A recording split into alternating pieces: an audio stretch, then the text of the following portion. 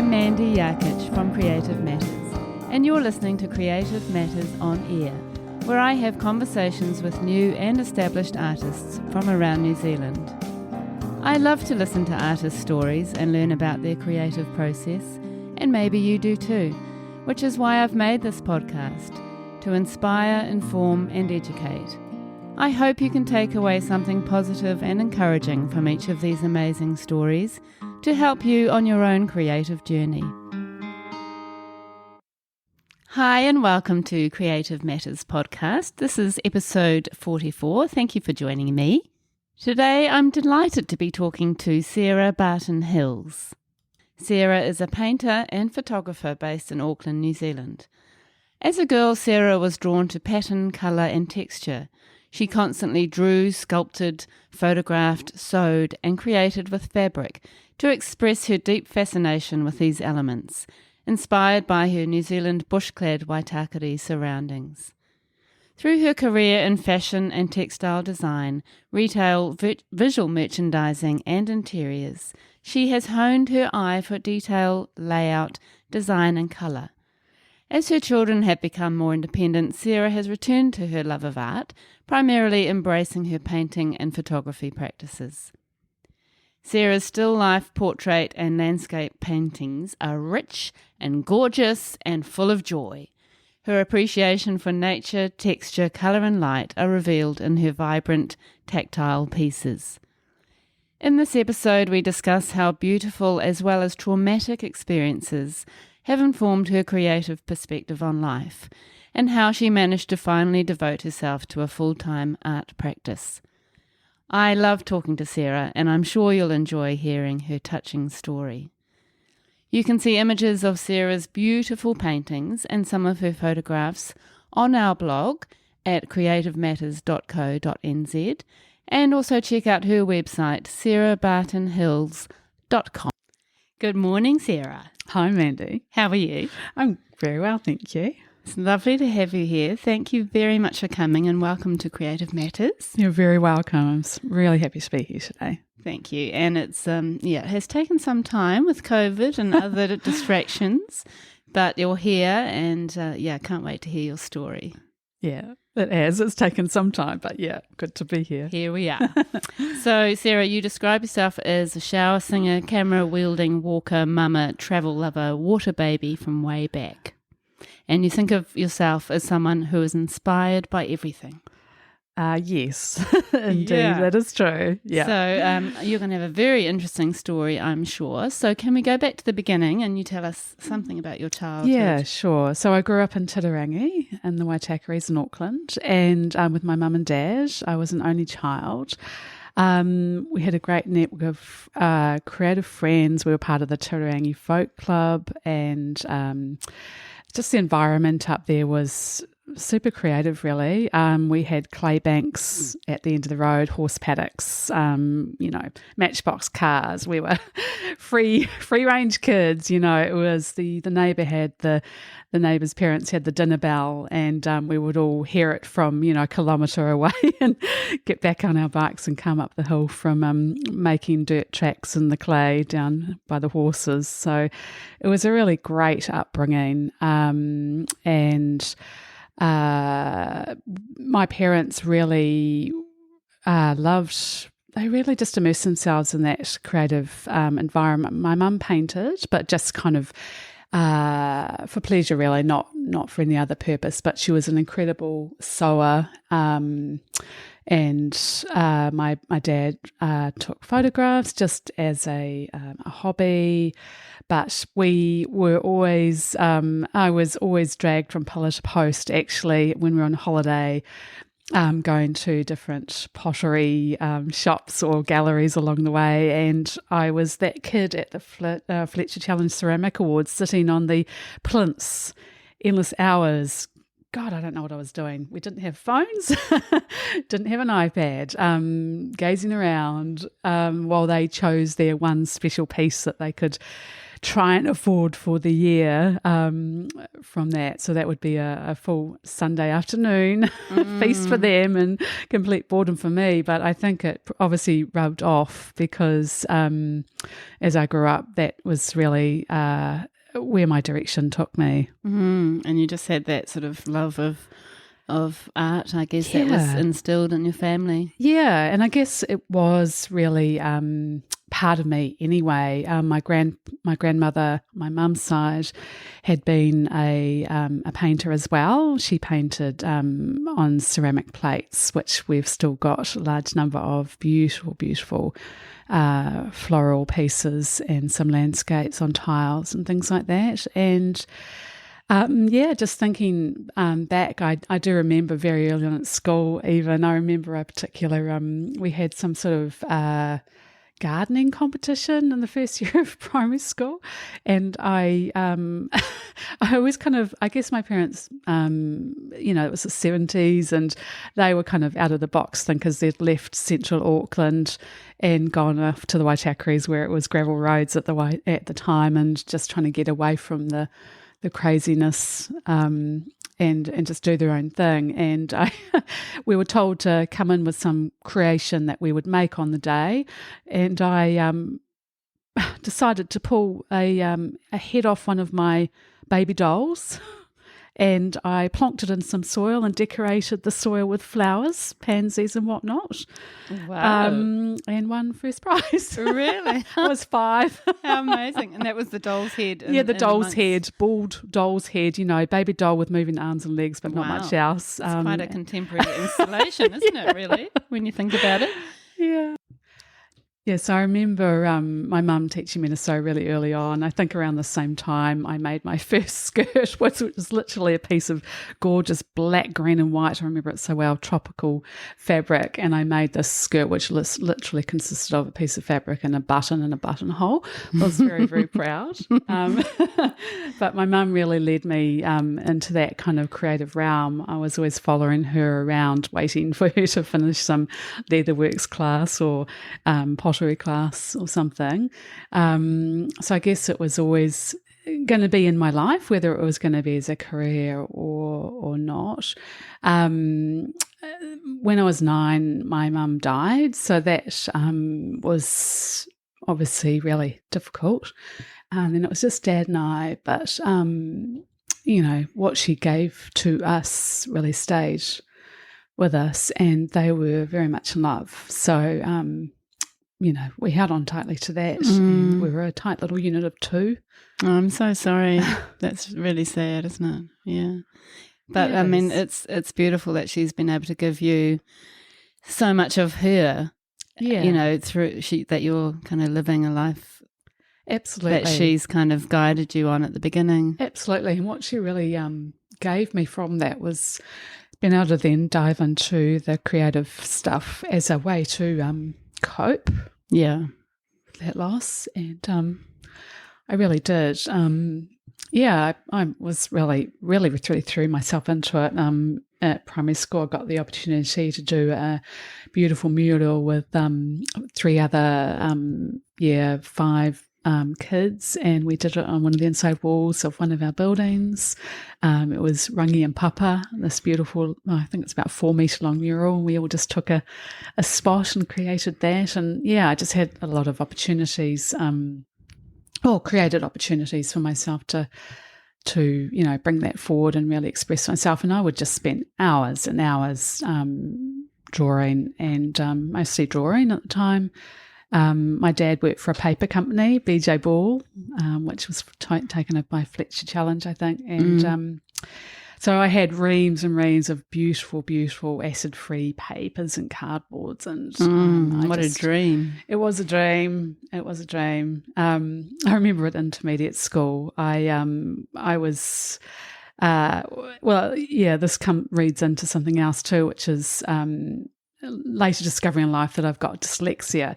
At the time when I was 11, I was in remedial reading at intermediate, and they said, okay, go away and decorate the front cover of this folder. Here's your folder, take it home, decorate it, bring it back in a couple of weeks, and we'll give a crunchy bar to the best prize. Well, it's like, I was going to get that crunchy bar, hell or high water.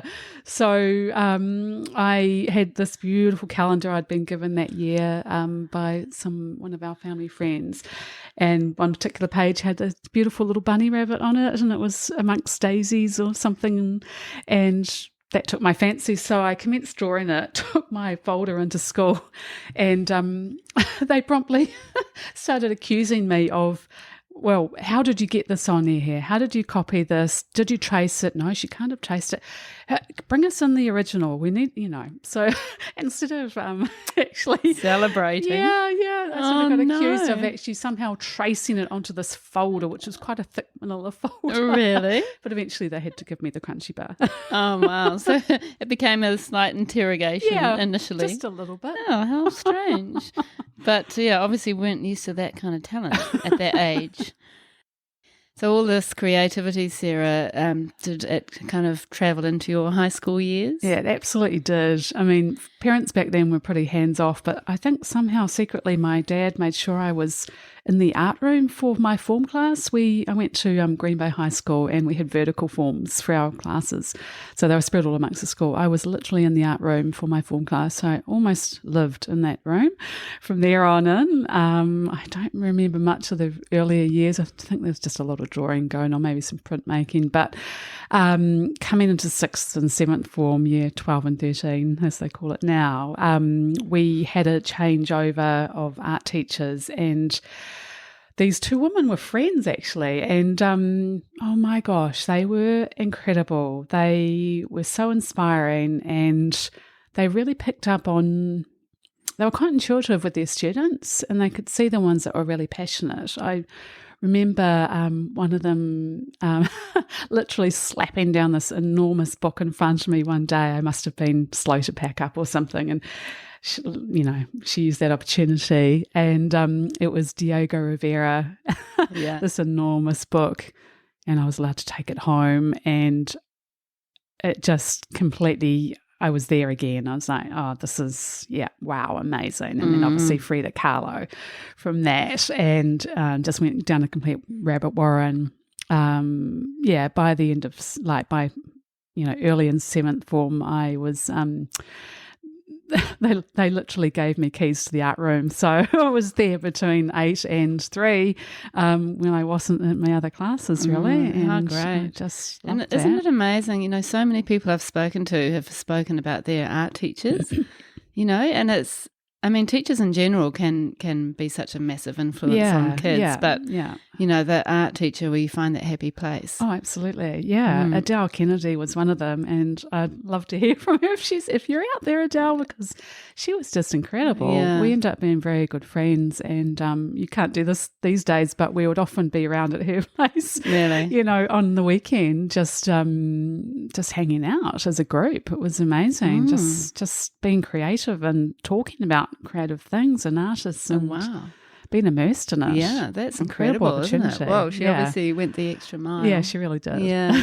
Wow, that's so special. And lovely for you as, somebody who lost their mum at 9 to have that sort of safe place where you could really express yourself. And your dad obviously could see that's what you needed and encouraged that. Yes, yeah, I was very lucky. Which very, is so very nice. lucky. Yeah. Special. Yeah. So what was your plan at the end of high school? Yeah, well, I guess I mentioned the dyslexia before, and I was very shy.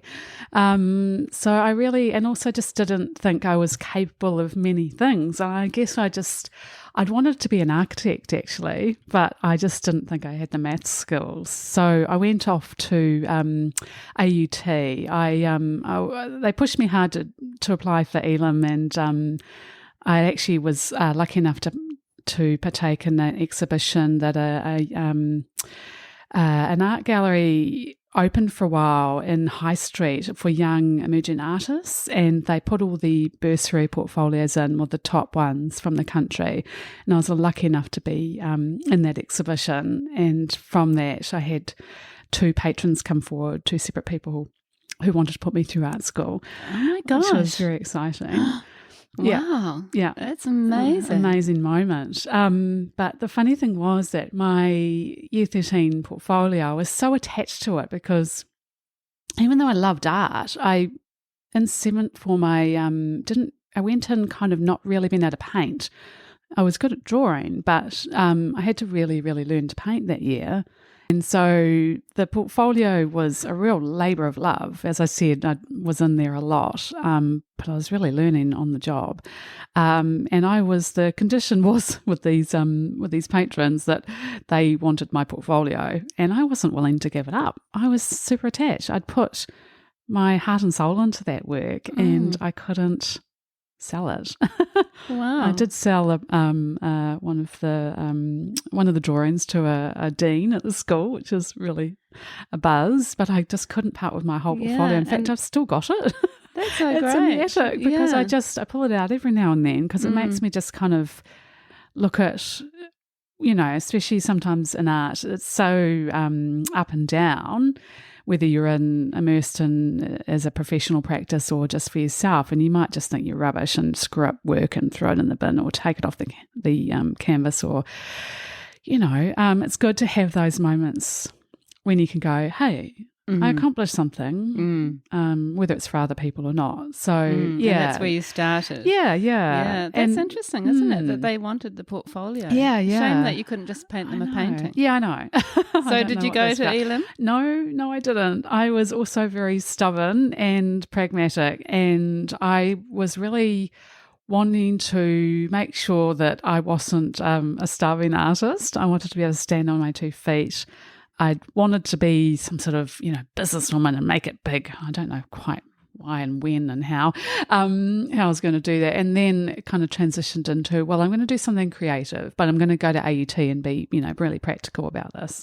So I went and I did 3 courses at AUT. I decided not to do, I did get into the graphic design degree and the fashion design degree, but on all counts kind of decided to just do bits and pieces. So I did the 6-month-long textile design course first, which was just absolutely fantastic. I remember a tutor, Jane Clarkson, there, who was very encouraging, and that was amazing. We had great opportunities there too. I won a competition with 4 other artists to have we had to make these giant wall hangings 4 meters long, and they were then hung in the foyer of the design and art department for that year. So that was a really neat accomplishment at the time. Yeah. I then took a break for 6 months. I just thought I'll try and just be creative in my own little bubble, which was really tricky, I think, as a young person. I spent a lot of time at the art gallery of the Auckland Art Gallery at that time. Just kind of tricky to find your way. So I then went back and did what did I do? I did the foundations in art and design. We did so many different things, and that was a year-long course, and then off into the fashion department, which equally I loved, and discovered oddly that I could do maths, but on a much more practical level than what they kind of expect you in the second half of high school. Yeah, it made more sense. It did. It made a lot of sense, and I loved it. Pattern making and measuring and grading and all of that. So, I went from that. I got a job in the fashion industry, a little company called Limbrick Fashions down in Newlyn, and was very lucky to get that job, and I was in the design department as a design assistant for a couple of years there. Then went on to work for State of Grace, and that was an amazing opportunity as their production manager. Wow. And then my dad died. So that was kind of my worst nightmare in actual fact. And that was age 23. Yeah, age 23. So that threw life into chaos again. After about 6 months, I decided that I just can't really do normal life. So I went overseas with some friends, and we travelled through Asia and Nepal and ended up in London. and then did some more travelling there. My partner came over, and we travelled around Europe in a beautiful little van that we called Marmalade, a V-dub. Wow. V2 at the time. How travelled good. around. And that's a good response to such a tragic It event. was, actually. To get away. Yeah, and it wasn't you kind of live it up experience. Obviously, there were moments of that, but it was more of I really take my hat off to my partner, who I'm still with him now, and we've been together since the end of high school, off and on, but mostly on. Except How for a little amazing. break. Well done. Congratulations. Yeah. That's a big you. achievement. It is a big achievement. Yeah. He's solid as a rock, that man. And he really let me work through that. After a while, we came back to New Zealand, and he got a job in Wellington. So we moved down there, and we spent a couple of years in Wellington. And that's when I set up. I just kind of wanted to come back and do something that's like, what would Dad want me to do? So I decided that I really did love fabric design and screen printing. So I launched myself into that and threw myself into it, really, and just spent all my time taking photos of botanicals and transferring them onto screens, and then screen printing them onto fabric, which I would then make into bed linen mostly. Gorgeous. Yeah. And that was your own business? It was, yeah, completely from scratch. Wow. Yeah. And did you know anything about running a business Nothing, at that time? Nothing. I didn't have did I even have a computer? I did. Maybe I did. Maybe I had I didn't even know how to use Excel. Really? Yeah, I think I did most of that stuff on paper. And you just started with the creativity. Just started with the creativity. I was working from a garage, which is absolutely freezing, as you can imagine, in Wellington on the south side in winter, and then I ended up in a beautiful old butcher's shop, and with north-facing light pouring in, and down near in Lau Bay.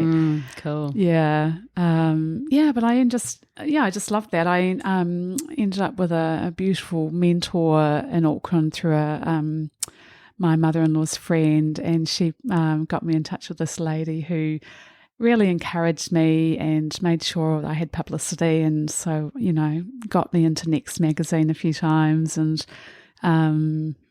just had a really great experience with that. It was scary as well. I mean, I was literally cold calling up shops. You couldn't send emails, or maybe you could. I didn't know how to do any of that. I was literally getting on the phone and calling stores around the country that I wanted to stock. That's amazing. Was that in the 90s? That was the 90s. Yeah. Well, email wasn't 90s. really around then, which is hard to imagine. Hard to imagine. Yeah. Scary stuff. Very nerve-wracking. So you made the product and then worked at selling it? Yes, everything. Doing the costing. I mean, I had some experience with some of this stuff, and yes, I made everything. The only thing I didn't do myself was washing of the fabric before I cut it up, and the pressing. I managed to find someone to press everything for me, but I created everything, the labels, the designs, the packaging. I did all the photography, all the catalogues, the swatch cards. That's incredible. The cold calling. How did you find time to do it all? I was just doing that. Yeah. I think I knew maybe 2 people in Wellington besides my husband, and you just immersed for a while, yourself. And then obviously we built a network. But then I just immersed myself. They were working in their corporate jobs, and I was at home tinkering around with fabric. Amazing. And did you love it? I loved it. I really loved it. Yeah, I would have carried on, but his job got transferred to Sydney. So I kind of felt like I had a call to make. So it was kind of like, you have a choice here. You can either carry on with this, and it's actually starting to take off, and I end up stocking 7 stores around New Zealand by the end of the 2 years. Well done. Thank you. But I also thought, well, hang on a second, what sort of life? Well, it will become something, but I'm young still. This is crazy. I've had like a bit of there's been a bit of tragedy, and I actually need to have some fun, actually. So let's forget about all this for a while. So we moved to Sydney. I'd shut everything down. I gave all my printing inks to the university, and just went over with the attitude of just see what happens. Let's go. Let's see what happens. Brilliant. Yeah. So that was, we ended up there for almost 16 years. Gosh, you wouldn't have imagined that. Yeah, that's really interesting. It often happens, doesn't it, that you end up staying? Yeah. So what happened after that? Did you create another business? Or No. I went into retail in the end. The funny thing was, I think it's so dog eat dog in Sydney sometimes that everyone thought, knowing that I'd had a business, that I was coming to take their ideas and run away with them, which really I was just about, let's get a job and just get in amongst it all. So I end up in retail. But that, funnily enough, it's funny how things just lead you down a path that ends up being quite useful in your life. And it just, you just can't, it may feel like trudgery at the time, or not. I mean, the aspects of it I love. We had complete creative freedom, Sonia, the other girl, and there and I, because the owners were at the other store over in another part of Sydney, and so we basically kind of merchandise the store. So we just played. And what kind of store was that? It was a homeware store. So even though it may not have been my style of homewares, I mean, in your early, your 20s, do you really even have a style? But I guess it sort of it went back to my interest in architecture and design, and that kind of came on quite strong. And being in Sydney too, there's a lot of that to see, and they do that really well. So from that, I applied for a job at a Sheridan Australia in customer service, since I had that kind of experience, with the hope of going in maybe into the design department. Yeah. And a few years later ended up in visual merchandising, which I was equally happy with by that stage. And that was an incredible experience. We did range launches, photo shoots, managed, I think we had 50 retail stores around the country, 45 factory outlets, 3 concession stores. It was busy. Wow. It was crazy. Yeah, that's huge, isn't it? Yeah, huge. And so, I mean, already, you'd already had so much experience with product. Yeah. And customer service and selling and merchandising, everything. And the textiles as well. To actually know about textiles. That's and having right. done the textile, having done fashion. Yeah. They spend a great deal of time in kind of the science of fabric. And so to actually understand the composition of fabric, that was a real asset in the customer service department. Yeah. But also I was able to educate our staff on why different products do different things, and, how to, even down to how to iron in a particular fabric for the bed, or, how to best care for it. So, so it's just weird how all your skills end up coming together. Brilliant career. And, it was just such a sort of interesting pathway, I guess. It was. Yeah. Unexpected. So I'm dying to hear what happened after that. Yeah, well, then kids. Yeah. Kids happened. Yeah. Kids happened. We did some crazy things. I think we bought our first house, got pregnant, and quit my job all within the space of 1 month, in that order. Wow. It was a little bit nuts. Yeah. But you do that, don't you, at that time of your life? You do that. Jump off the cliff, see what happens. Exactly. It's not a bad thing. No. And so, I just spent most of my time just being a mum. My creative outlet became the birthday parties. So I was about OTT, and the birthday cakes were a bit ridiculous. Very eastern suburbs, Bondi, kind of ridiculous things. But I did it all from scratch. Yeah, I can imagine. Yeah, that was your creative outlet. Yeah, it was. Learning along the way. There were a few disasters, but that was really fun. And then creatively, it's funny how life really does push you into finding a way to deal with things. If you're a creative person, I think you can really use your dive back into your creativity if you've maybe lost it for a while, if something happens. So we were away on holiday with my at the time, I think he was 2, our son, and Ollie, and he was a rambunctious little guy. We were staying in a kind of 1970s building up the coast, and we were high up. You book this accommodation, you never quite know what you're going to get, especially with little ones. It's quite tricky.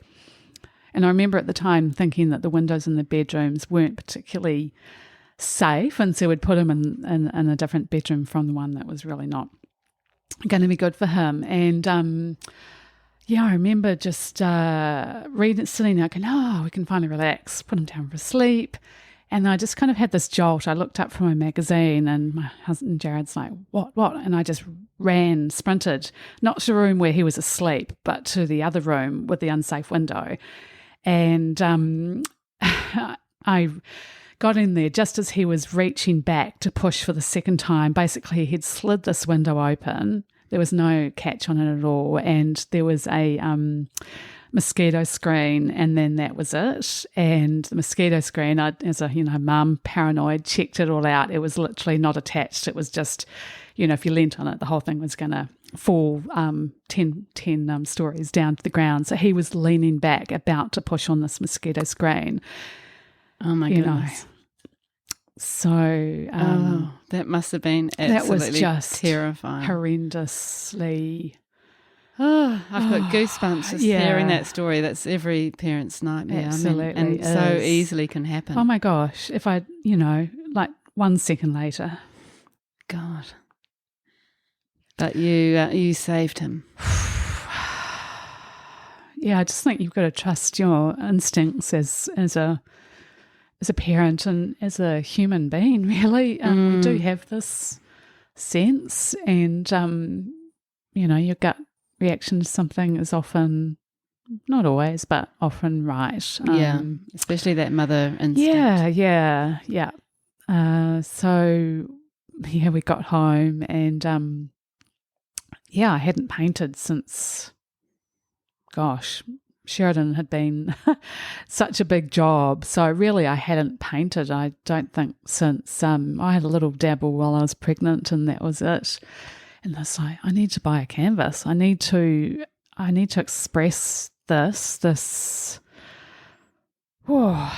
of luck, and also previous tragedy too. So, just like I need to express something of what's just happened and what's been before. And I think that often happens, doesn't it, when you have a tragic event or a traumatic moment. It also takes you back to other traumatic times in your life. Yeah, it really does. And it makes you realise that, that whole sort of post-traumatic stress disorder and, that sort of feeling that people have, it is actually always there. Yeah. And I think it's always there for your whole life. Yeah. And sometimes it just takes one event to bring a lot of that back. Yeah, that's right. And I think, I'm so glad we talk about these things now, and it's recognised and it's real. You don't have to pretend that you don't have. We all have that. You can't go through life without having some bad stuff happen. Yeah. That's part of life. That is. Yeah. And everybody has their sad stories, sadly. It is part of life, and I guess you just have to take the positives out of that, which can be hard. Yeah. That's right. So how did you express and sort of process this experience through your art? Yeah, well, I painted a not very good portrait of Ollie and didn't really know how to go about it. So I just kind of pieced him together with, it was slightly abstract. Just kind of tried to bring in things that he was into. Really, he's a maths guy, so there were, literally numbers in the painting, and our house was in there, and him being happy on a swing, and that was it. It was big, and I felt better. That's amazing. Yeah.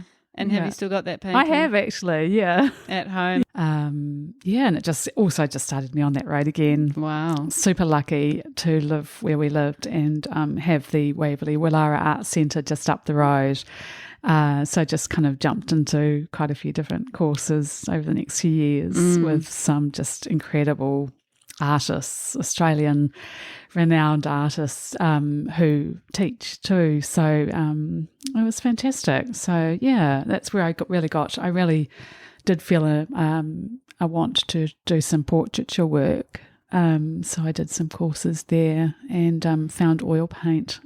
Really? Which was just a bit of a revelation, really, especially in terms of portraiture. And have you always used oil since? I use acrylic. It's kind of a case of immediacy, I guess. It depends on the season. Obviously, things dry quicker in summer, and also it depends what work I've got on and what deadlines I've got now in terms of my art as to what mediums I can use. I absolutely love oil paints for portraiture, and I would like to use it more for my other work, but it doesn't always happen. I'm always planned to go into the year with extra time to be able to just create in whatever medium I want, but life happens. Yeah. But do you still enjoy working with acrylics? Yeah, I do, very much, very much. There's so many incredible mediums out there now that you can actually do a lot more than in the early days. Yeah, it's quite different, isn't it? Lots of amazing products. Oh, yeah. Yeah.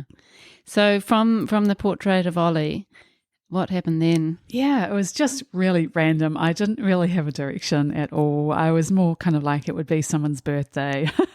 So I would kind of go, I'm going to do them a painting. And so, it was between trying a bit of abstract, geometric work, and there were always a lot of frangipanis in Bondi Beach, beautiful aromatic flowers, which I was kind of obsessed with. Yeah, so they often I love featured those flowers. They're so beautiful. I love that scent. Oh, the scent! It's like my favourite scent in the world. It just makes you feel like you're on holiday. Yeah, and they're just kind of architectural. So I painted them a lot, and yeah, it was just mucking around really. And then one of my best friends, who in fact we went to play centre together in Titirangi, and our parents became friends. My darling friend Kate, who still lives in Sydney, we ended up living on the same street. We followed each other around. I know. So good. Yep. We travelled together, and then eventually I managed to get her to move away from England and come on down to Sydney, and eventually her and her partner Alex moved into the same street, and it was her 40th, and so I decided that I was going to, and knowing her parents very well, I had asked them previously just because I needed some subjects to sit for me. So I had photos of her parents, and I decided I was going to paint a painting for her 40th of her dad.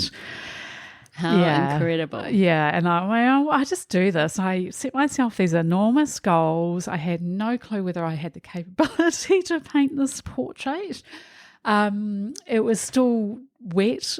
I finished it the afternoon of her party, took it down the road. My husband Jared carried the easel, and we kind of flicked it around, and I gave a little impromptu speech because this is my one of my best friends in the world. We've known each other forever. How special. Wanted to say something, and then flicked this painting around, and the response was amazing, and it kind of made me think maybe I want to do more with it.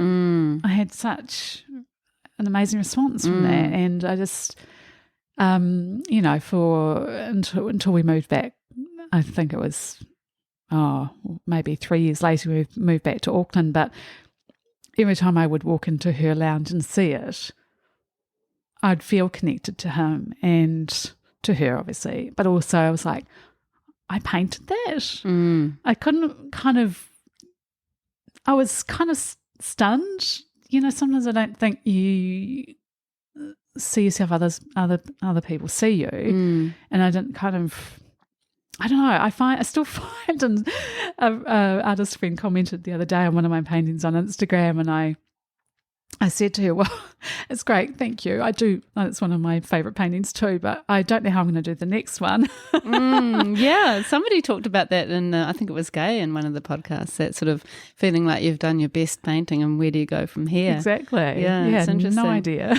But I mean, it's such a privilege, isn't it, as an artist to create something for someone like that. Oh, yes. And especially a portrait. I mean, it is such a personal thing, It isn't really it? is. On so many levels. It really is. Yeah. So were you thinking at that point, right, I'm going to be an artist, or I am an artist, or I want to be a portrait painter, or what were you thinking? Yeah. Well, I had funny little things happen. Like I had a friend down the road, Jane. We had a lovely street, and she had been a lawyer, and then she had been a writer, and now she's still to this day she's a musician. And she said to me one day, she kind of literally pulled me aside as we were chatting. She goes, no, stop this. You are an artist. You are already an artist. You know, I was kind of dabbling and, you know, and you do say it, I'm an artist. You know, she's like, no, you're not trying. You're not, you know, stop it. You are. You are. Just get on with it now.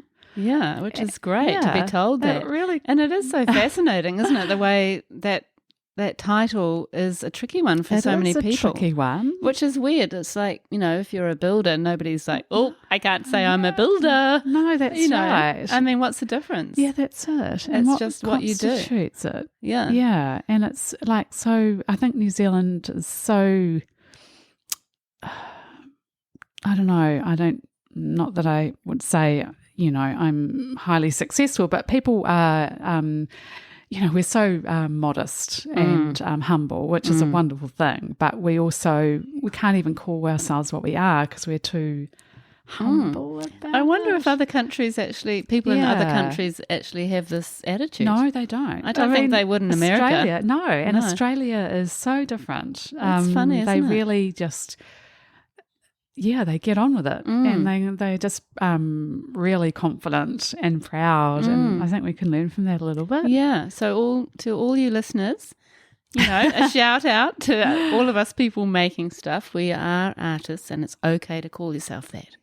Well, for the New Zealand listeners. Yeah, isn't it interesting? Yeah. So at that point, Sarah, were you exhibiting or planning to exhibit? Oh, God, no. You weren't feeling up to that at that point. No, I was just trying it out, putting the hat on, you know. It wasn't really for anybody else. It was like a pipe dream, really. By then I was in my 40s. We decided to move back to New Zealand in the end for the kids. We had 2 by that stage, and I think that was the catalyst, really. I actually just went, oh my gosh, you're how old? I don't know, how old was I? 42 or something. And what are you doing? What are you getting on with? You know, you, as a creative, sometimes you're a jack of all trades and you just feel like you've kind of slid into this or slid into that. And, you know, it's not necessarily very well paid, many of those jobs. And, so I just felt that I guess a little bit like when we moved to Wellington, I was like, right, let's get on with something. And I thought, you know, I said to my husband, okay, well, I need an art studio. If we're moving back to New Zealand, I need to at least try this out, you know, and just an art studio at home. 7 years later, that all happened now. We are renovating. So I will get that home. But my intention was set, and I think that is a large part of it. You need to sign yourself up to something just for you as a creative. Otherwise, it's never going to happen. Have a few goals.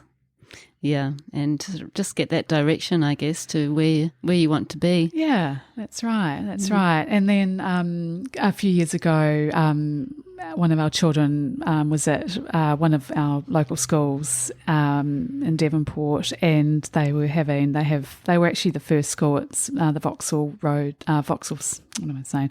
It's the Vauxhall School Art Show. They call it VIFA. It was the first one in New Zealand. They asked if knowing I was, you know, dabbled, they asked if I would like to submit something since I was a parent, and I put 2 paintings in into that, which both subsequently sold, one at the exhibition, one a little bit later. So I kind of went, okay, I'm part of this in some way, or I'll try and be, scramble to be part of this because this is quite cool. I think it was 2019 at yoga with Cheryl Farthing at the yoga studio in Devonport. She said, why don't you have an exhibition here? I scrambled up off the mat and I'm going, what, really? And she's like, no, I'm serious. You can have an exhibition here. Look at these white walls. So I had to sit on that for a couple of months. And then I shyly came back to her and said, okay, let's do it. Good on you. And then, which seems to be my habit, I kind of went, right, I've got to have something to show. This is my new local community. I need to do this right. And something to aim for. Do it professionally. So, in the end, we had FPOS and I had two of our babysitters come in and serve drinks and on the opening night and it was amazing. I was absolutely thrilled. Wow, that's incredible. And it was successful. Yeah, it was successful. I think I sold 7 paintings out of 12 or 9 or something on opening night. And we lost half the exhibition to the one of the who loses maybe the second lockdown. But even so, I just was on cloud 9. Yeah, I bet you were. That's so good. Yeah. And so how did you actually get your head around preparing for your first show when you were really just kind of gaining momentum with your practice? I know. I had a couple of paintings that I'd done since I'd got back. I'd done some classes at Whitecliff and night classes, and I just launched into, I was just really enjoying still life painting. So, and having, done a bit of photography, I'd, that wasn't hard to kind of, I was used to setting up vignettes for, interior, I did some interior design work in Sydney. So, and even just going back to your homewares retail that's days. right. Yeah, exactly. Always taking, when I did my interior design work, I took my own photographs as well. So I just was used to setting things up. So I just kind of went about taking some photographs, printing these photos and just working from the photographs, large-scale photographs, and just started painting. Yeah, incredible. And did you have portraits and still life in that one? No, in that one I didn't. I just, sometimes portraits are really personal unless they're abstract, a little bit more abstracted. So I would actually like to really, really get into simple portraiture and actually from a more community-minded memory kind of thought pattern. Archiving almost. Yes, that's right. Documenting social history. Yes, definitely. Yeah, I love that. Especially from my childhood as well, and not just my childhood, but a shared childhood from my generation, because it's so different to the kids now. Yeah. So that is one of the things going forward I'm looking to do. So was it mostly still life? It was, and a few time? Landscapes. Yeah. Yeah. So just, talking about your practice as a whole, you obviously, you're painting, it's all painting, and this portraiture, landscapes, still life, which often has some form of nature, like flowers in it, and other sort of objects. And then sometimes it's just flowers that you're painting. So how would you describe your painting practice? Yeah, well, I think the painting came first and then the ideas came after that. When I was looking at doing the solo exhibition, which I really naturally came to me, I called it Contained because I'd painted through the first lockdown and that was actually it was busy, obviously, with the homeschooling and everything. But I'd already decided I was going to put that time aside for me. And excuse me, all of us going into our homes and having to stay in our homes and there was a lot of fear. We didn't know how we were going to get COVID.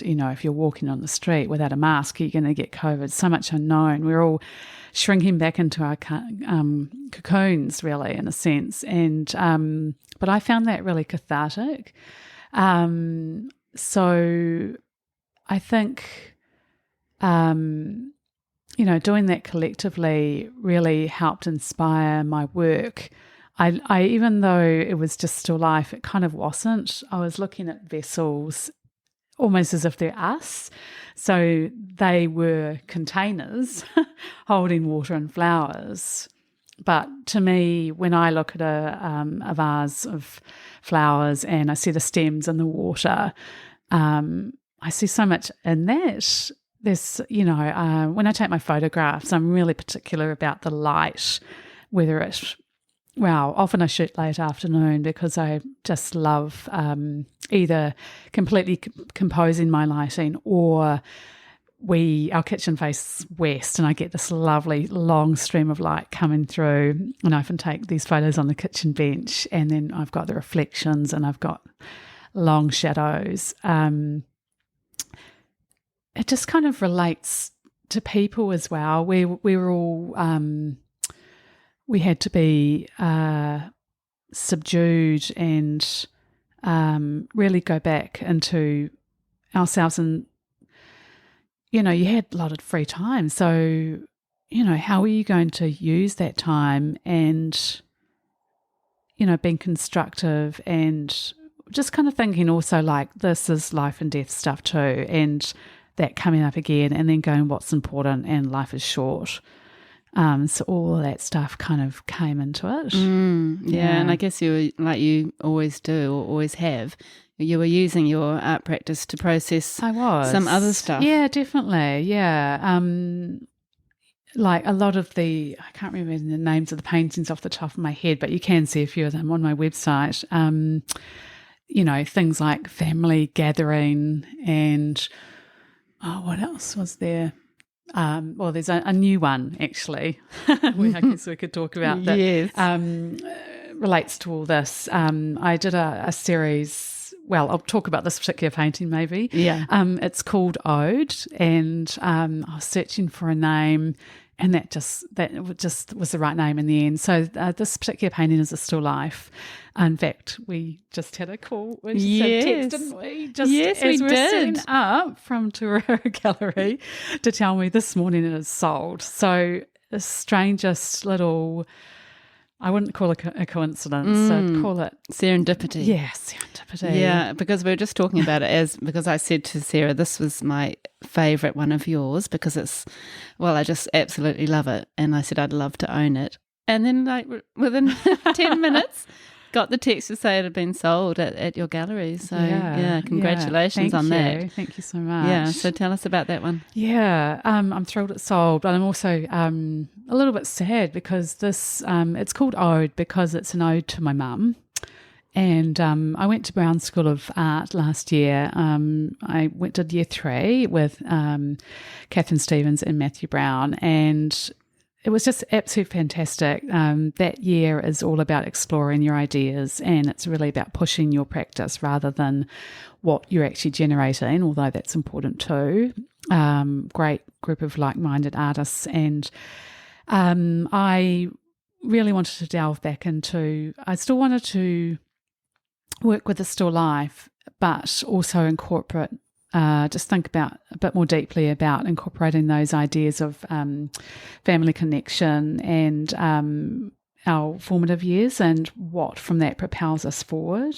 Like in a way, trying to bring in paying respect to the people that have come before us, whether it's our parents or our grandparents. We may not have met them, but just what comes before, what makes you into you, and whether it be memories of, swimming holes and holidays, biking and boating, and memories created and shared, or whether it's objects, things that you have of your parents that bring back a certain memory when you see them or touch them in your home, and celebrating that. So this painting, even though it's a still life, there's lots about it that really is to do with my family upbringing.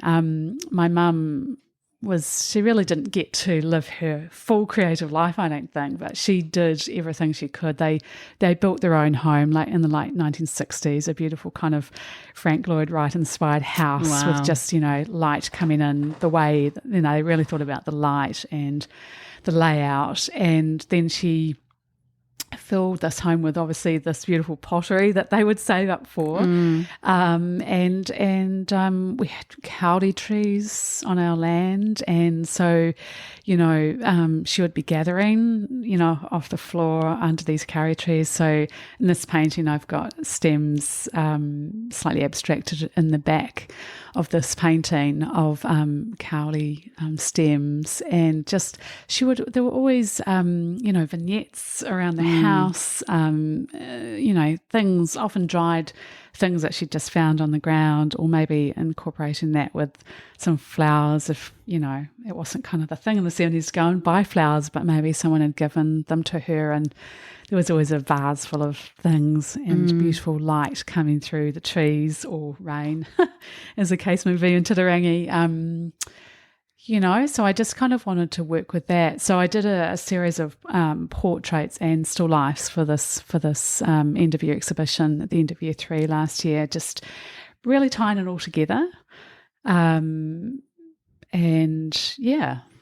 all of that exhibition was not all about your mum, or was it that particular piece, Ode? Ode was, or was it all coming from those ideas? Just coming from those ideas. Yeah. I did a couple of portraits of my kids as well, and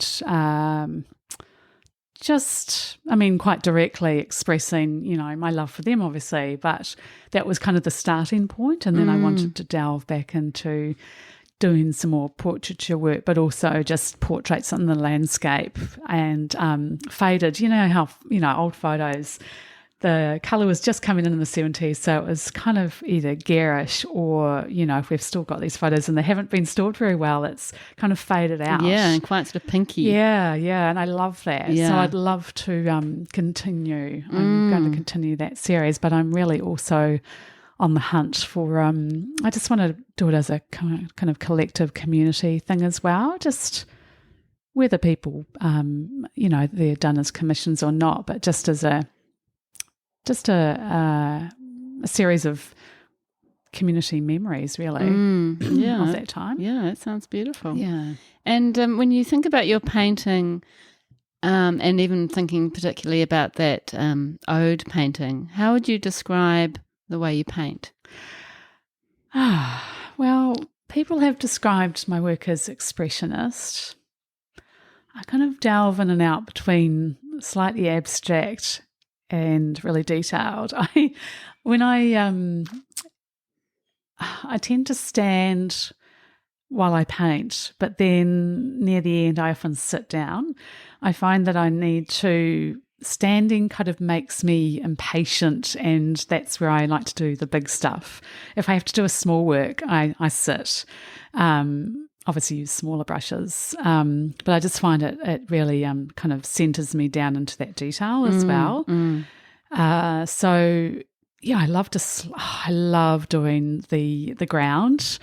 I'm experimenting at the moment with rather than just one colour, like actually bringing different shades in, and also again reference back to my childhood. And as my dad would have put it, or often did put it, we lived in the dripping green hills of Titirangi. And so even in kind of incorporating that memory into my backgrounds, just actually running drips through the backgrounds, and also bringing them into even into the foreground with some of the work now, almost as a way of, like, a symbol of,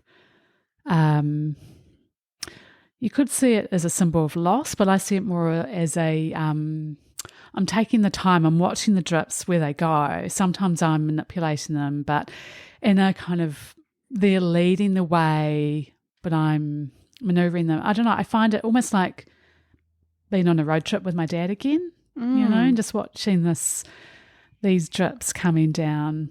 That's so beautiful. And they really add something interesting to your paintings. I mean, they're not every painting has them, obviously. No, it's a more recent thing. Yeah, but it's really beautiful. Yeah, I'm quite they're not even though I let them do their thing, they're quite considered. And they also, I'm thinking more, I do go into a painting thinking about, and I guess it comes back into, my background, the composition, and so that they're all part of that. I have done a few things lately just where I'm just, let's try this out, but in the whole I'm thinking ahead of time about where the placement would be. And the way that you in those still lives, excuse my squeaky chair, the way that you paint like the table under the pieces and the wallpaper or the wall or whatever's behind the arrangement is really rich and beautiful, and your use of colour is just divine. And that is quite abstract, and you can see the expressionist kind of feel. And then even your actual still life, even though you're reproducing an actual thing, it still has that abstract feel, although you know what it is. In parts it feels a bit sort of looser, I guess. Yeah, that's right. And I think also having a great love of textiles, that my mum was a complete suitcase fabric hoarder also. Oh my goodness, I collect fabrics and I don't do anything with them, but I know they're there and I pull them out and I play with them. And now it's just interesting that I haven't used so many of these pieces that I've collected from her or from they had an amazing archive at AUT, which we were allowed to take some of these things here, dig in, take what you want. Amazing. And then from around, in my travels around the world, I collected fabrics, and I just the funny thing is now I can use them in my paintings, whether it be collage, which I haven't tried recently. I used to do that a bit, or whether it's actually they will actually be in the paintings, like whether they be the backdrop or whether they be on the table. How amazing. And actually that's a bit of a homage again to, my connection with her. Yeah. And how beautiful that there's so many connections to your mum and your dad, and then also to your career in textile and that kind of thing.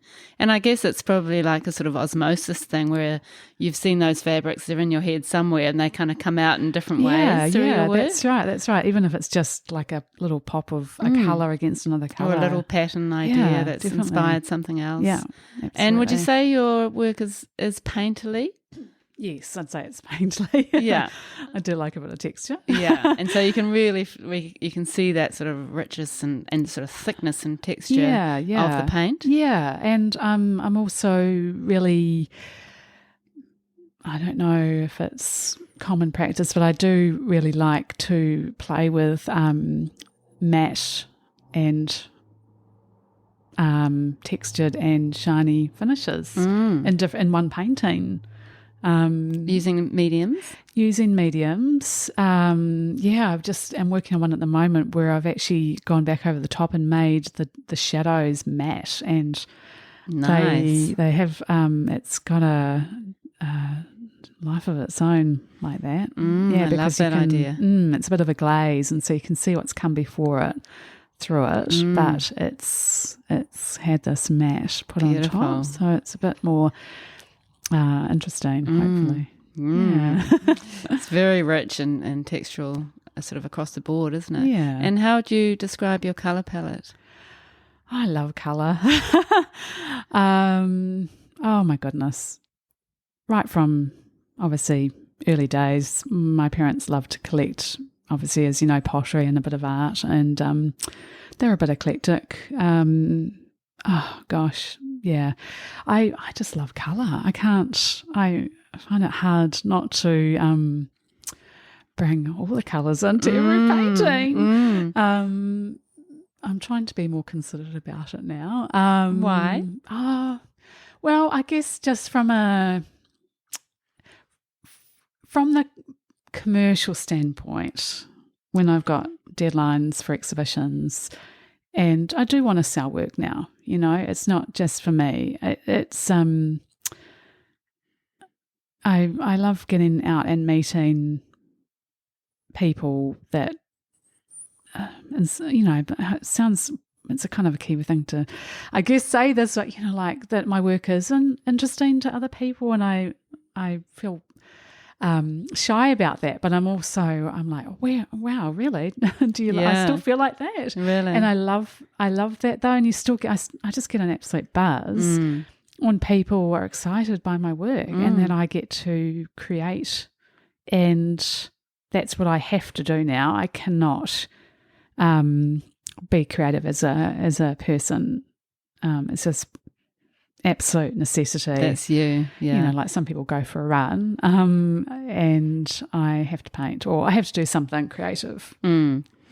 And I mean, you say that you get such a buzz out of people responding in that way, but people overall are incredibly connecting so positively to your work, and it's selling really well. And it's crazy that you're 49. You did that course last year, wasn't it? Or 2020 last year. Which course? At the Brown School of Art. Yes. So, you put yourself into that. That was that 1 day a week? It was, yes. And so you decided to really commit in that way. I did. And then, you've had work in Art in the Park, and you now are with Turua Gallery in St Heliers. Yes. And, over a really short space of time. It's been bizarre. Yeah. Bizarre. It all kind of happened all at once. I really just wanted to immerse myself, and so interviewed Brown and got into that course, and kind of all within the same period of time, I'd made a connection with Turua Gallery because of my solo show that was about to happen, and they liked my work, and so took me on too, and Art in the Park happened from that so quickly. Like, if I hadn't have been at Turua Gallery that week, the first week I went in, when Carrie and Sophia were looking for work for Art in the Park for the first one that happened last year, I wouldn't have been in Art in the Park. No, which is amazing. Yeah, amazing. And then... and if you hadn't had your solo show, which you did at the yoga studio, you wouldn't have, met the people from the gallery. Absolutely, yes. Yeah, and sometimes, people have said that before, you've just got to kind of get out there and get your work out there and get it seen. It's a bit of a leap. And then that can be the beginning of a whole new journey. That's right. Yeah. It is, yeah. But, congratulations, because you've achieved so much, and your work is just selling like hotcakes. Thank you. Really, and especially that beautiful ode painting, which I love so much, and only just sold this morning. So, yes. And just going back to your painting, there's that gorgeous landscape painting called Oasis. Can you tell us about that? Yeah. Well, yet again, I guess something, happens, and I just use a place or a time or a thought, but it might be something, I just needed a break, really. And I went back to Sydney and saw my girlfriends. It was just a me trip. And a friend had recommended to go out to Billabong Retreat, just out northwest from Sydney. And I just had 3 divine days out there by myself. And, goodness, they have their own gardens. They grow with, it's just all organic, local eggs, and just... The surrounds were created by this family who was super passionate and just saw this space and created this oasis for people to come to and just feel nurtured and regroup within themselves. So, that painting is the second one I've done of Billabong Retreat, and it won't be the last. And, that painting just... happened. It happened very quickly, and it was finished very quickly because it just needed to be done. And did you take a photo and paint from the photo? Yes, I took lots of photos while I was there. It was painted from the photo, yeah. And that's got a real sort of sense of blue. Yes. Colour-wise. Yeah. And then that reflection you were talking about has come through again. Yes. Yeah. I love, just reflections and light. And the patterns that they create. Yeah, it's so beautiful, that painting. Thank you. And that means a lot to you, obviously. I mean, you can see that all the work that you do is deeply personal. Yeah, it is. It is. And I hope, though, that, I wear my heart on my sleeve, but my experience has been, if you do that, you just have a deeper connection with people. And if you don't, well, that's fine too. They're not in that place. But you get to have deeper relationships with people. And I think as our experience, life is short and might as well just live the fullness of it, all the emotions of it. It's there, whether you embrace your emotions or not. They're there. You can try and bury them, but they'll come up. Yeah. So you might as well just get on with it. Yeah. And if you can find something like creativity to help you along the way, help you get through the tricky journey of life, that's a good thing. Yeah. Well, it's so inspiring, and people can see images of your work on your blog post, which will be nice to actually see what we're talking about. You also take photographs at times of interior design and that kind of thing. Yeah. So can you just tell us very briefly about that? Yeah, of course. Yeah. I mean, I'm always making my husband stop the car, and if we go on any trips, race out along the bridge, But I've been working in the last couple of years just building a interior design photography practice. Cheltenham Road Collective is a local interior design practice. Two lovely ladies there, Hayley and Emma. We've been working alongside each other while we've been fledgling companies, and it goes back through all my experiences. It ties that all together as well.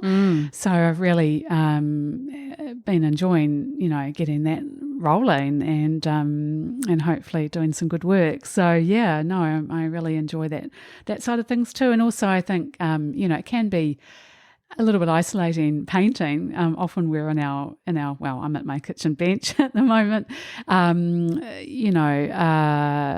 painting all day. So it's great to get out and do something a bit different. Yeah. And I've always loved graphic design, so I love to get on the computer and muck around with the images and edit them and just be a bit more sociable and get into beautiful interiors. Yeah, and just do something a bit different. But it's so connected again, isn't it, to what you've done? It is. All the things you've done, and then I guess informs your painting it also. Does, yes. In some way. Yes. So tell us about your studio. I know you have a group studio, which I would love. Yes. Yeah. How does that work? Yeah, very, very lucky to have jumped on that. So I'm part of Studio 6, which is a group. At the moment, it's a group of 6 ladies at a space in Queen Street in Auckland, and it's a beautiful old building, the Sunday School Union building. It's decrepit and fantastic. It's like an old art school. Really wide, beautiful staircases and soaring old wrought iron windows. Oh my God. Whereabouts? West. At the top of Queen Street? Just up from the town hall. Yeah. So really lovely and close to the art gallery as well. And it's a very productive space. Everyone in there is just doing incredible work.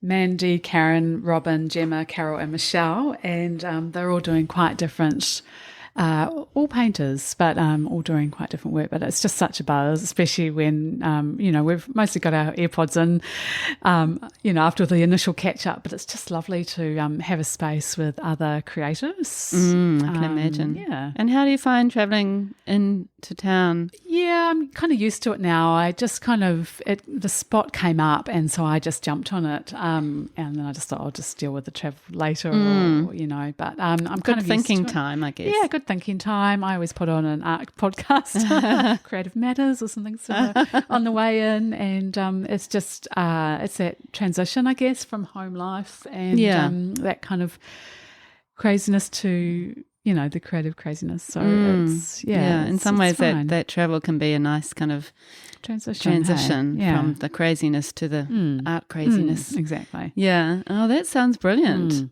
Amazing. And what does your average day look like? How do you work your week? Goodness. Yeah, it's tricky. I'm going back to Brown this term to do a painting, maybe just be called the painting sessions or something, with Matthew Brown, the owner there. He's an amazingly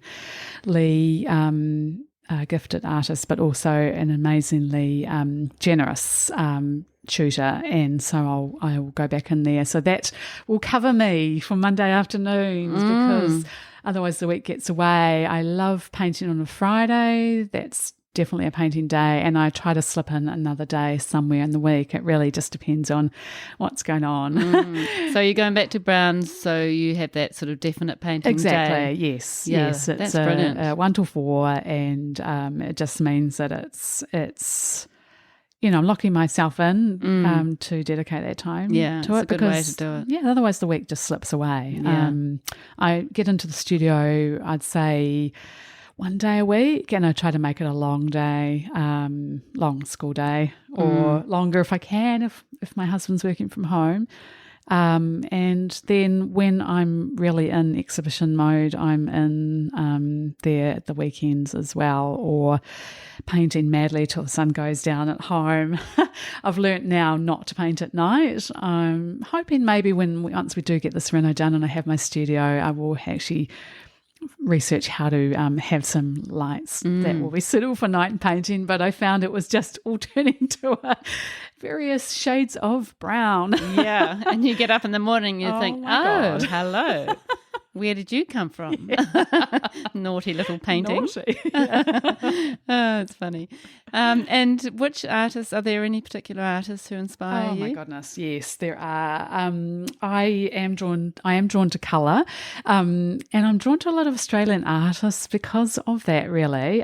So I particularly love the work of Laura Jones, Sam Michelle, Robert Malherbe, and Richard Claremont. And then I really love our New Zealand artist Henrietta Harris. Her portraits are incredible. American Lisa Golightly, Ray Turner, Hung Louis, Daniel Frecker, Ewan Uglow, Alice Neal, Van Gogh. The list goes on. That's a good list. That is one of our best lists ever. I think that we could maybe put those at the bottom of your blog post and maybe put the links to the website so we can have a look. Yeah, because I haven't heard of some of those people. I'd love to have a look. Yeah, brilliant. And just finishing up, what do you think you would say to people who are sort of partway through or beginning their creative journey, or perhaps needing to do something creative to work their way through something that's been challenging? Yeah. Look, I even now, I did an online class recently, and the tutor said 1 in 3 is awesome. If you can do 1 in 3, I don't know, sewing projects, paintings, drawings, bits of craft, jumpers, whatever you're putting your creativity into, and you're happy with it, that's a good outcome. So it's a lot of work. It's a lot of exploring, and I think as artists we're often perfectionists, and it's the worst craft to have that trait, because there's so much background to each finished piece, if a piece is ever finished, and that is another whole conversation. So I just think and you don't need to show anybody, like it just should be for you as a starting point. So just create, just do it. Very good advice. Yeah. Well, Sarah, we're going to finish off, but thank you very, very much for coming all the way out to Muriwai via Hobsonville Point, which was a little bit of a problem with your map. Google detour. And it's been so nice to meet you, and your work I find very inspiring, and I can't wait to check out these other artists that inspire you. Yeah. And thank you so much for being with us today. Oh, thank you so much, Mandy. And thank you. I just want to say thank you for all that you do for all of us too, and this creative community you're building, and really happy to be here today and to be amongst it all. And so thank you.